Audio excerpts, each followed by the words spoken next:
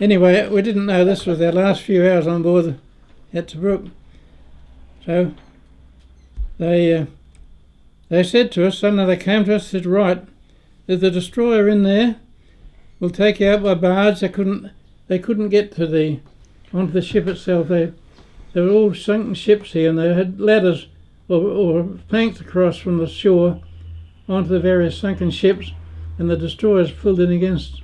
See, they said you've got 5 minutes to get up and onto the deck. We were there in 2 minutes. I've never moved so fast in my life. And we got in there, and we came out, and when we got down near towards Alexandria, incidentally, Tony, when he was on that trip, he went past Tobruk. He couldn't see it, but he could see the hills. He rang on the phone on the ship, said, "Dad, we're just going past Tobruk." So he did that. Mm-hmm. Anyway, when we got out here, and we thought we were safe, the next minute there's this hell of a whoosh, and a stick of bombs came, and luckily the skipper of the destroyer, he laid the wheel hard over, and we all went sliding down the decks, grabbing hold of things to hold on to, and these bombs hit and just blew the thing. It flew over so much that the railing went underwater, like that. Mm. And then as it came up, another one the other way and the other way. And I thought, well, bugger this, if I go overboard, I'm not having my boots on. And I kicked them off, ready to go over the side, And, well, that was it. They had to go to sea. Anyway, as it turns out, a Britisher shot him down. He came back and did the Victrola over the top of us. And then when we got into Alexandria, we didn't know what the naval terms were. The whole turn, they turned out a big honour guard for us, Mm-hmm. And we didn't know what we were doing. We were there unshaven and dusty and ragged. Well, there's a photo of me with a Tommy gun there. You can see the clothes I was wearing. Mm. And the order came, dress ship. And of course, we're puffing cigarettes. What the hell does dress ship mean? And it meant to stand to attention, And there's a little bloody half-witted looking British officer running around from Alexandria. Beautiful starched trousers and long socks and beautiful tiny gun that wouldn't kill a blowfly, and he's running around busy, and we're going like this, all this sort of thing. There's no way in the world anybody is going to tell us what to do until we're ready to do it, And so that was that. They gave us cheers and the blue hooters and everything like this, So we went out about 15 miles out in the desert there, and they said, "Righto, boys, there's no more duties now for the next few days. Your troubles are over, you can sleep. You'll get a bit of leave to Alexandria later on if you like, but in the meantime there's a couple of bottles of beer here by the Colonel shouted the beer." Well, it was so long since I had anything to drink, and that I could only swallow a couple of mouthfuls, and I was drunk as a skunk. Now, some of the blokes there, they still forced the 2 bottles down.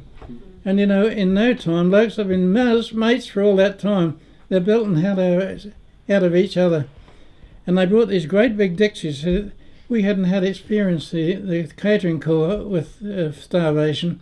We'd been on starvation rations for months. And they gave us these great big dixies to go and get a chock-a-block full of real stew, real meat stew. And boys said, "We're going to make a feed of this." 2 tablespoonfuls, and that was it. I couldn't have touched another bit. But instead of putting it all back in there, they poured it out. We didn't. So it wasn't very funny, We didn't enjoy it at all. If I could just regress a bit too, when we were coming back home to Australia, we went down to Port Said to wait for a room in the boat, and the British 8th Army was being formed, and they're the ones that eventually smashed, along with the 9th Divi, they smashed the Rommel, right up there, El Alamein and everything like that, And these poor blighters have been on poor rations in England and that, And our blokes, they were giving us butter actually, and they were in the same mess as we were, and we just gave our butter to them, and they fought over it like dogs over a bone. They'd never tasted butter in months, And then they saw us, we were like Aboriginals, we were so black. And when they saw us just in shorts they stripped their shirts off, and this was in midsummer. Oh, you should have seen the poor buggers the next day. It was like rising sun. You got no idea. All right, I better shut up because there's yards of stuff there. Well, we don't want to tire you either, but everything that you've said is all the way Scott wants to write this from a human perspective. So now listen, if I could just show you what these are. Another thing, was it disappointing after all that time you held it when it was lost to Tobruk?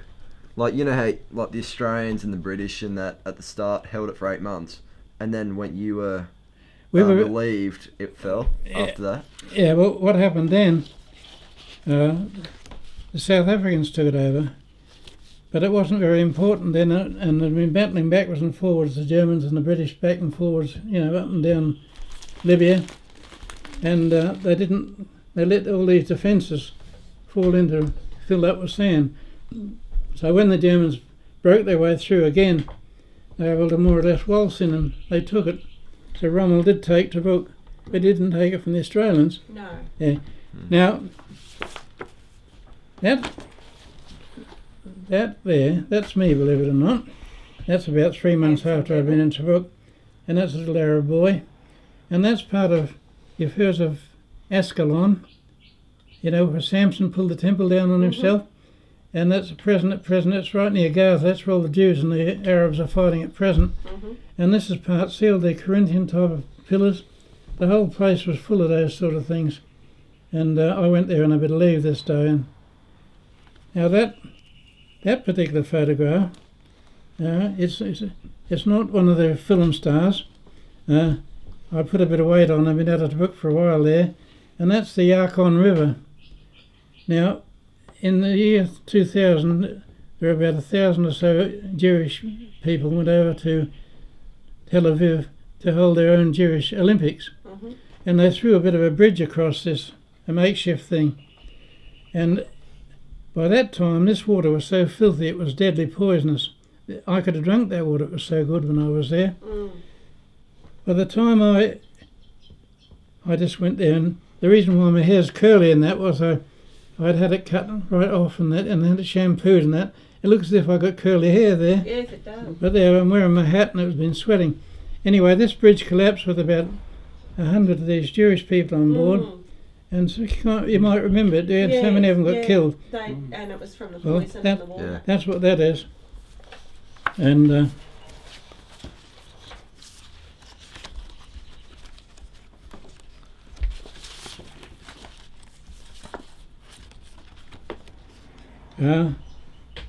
they're all mates of mine.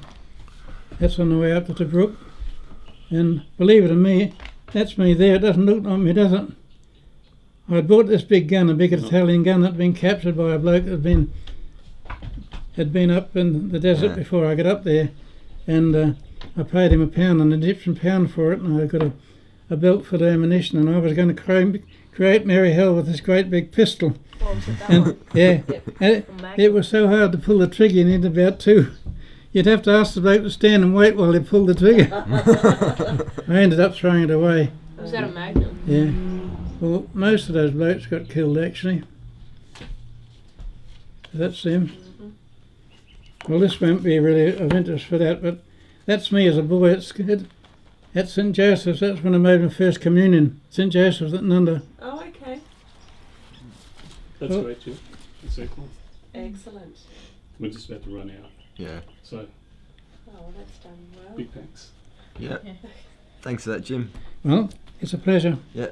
John, how long can you sing for? I'll just show you before you go too. I'll show you a few of these things over here. Alrighty. Once Scott's done the assignment, I'll get a copy of it over to you.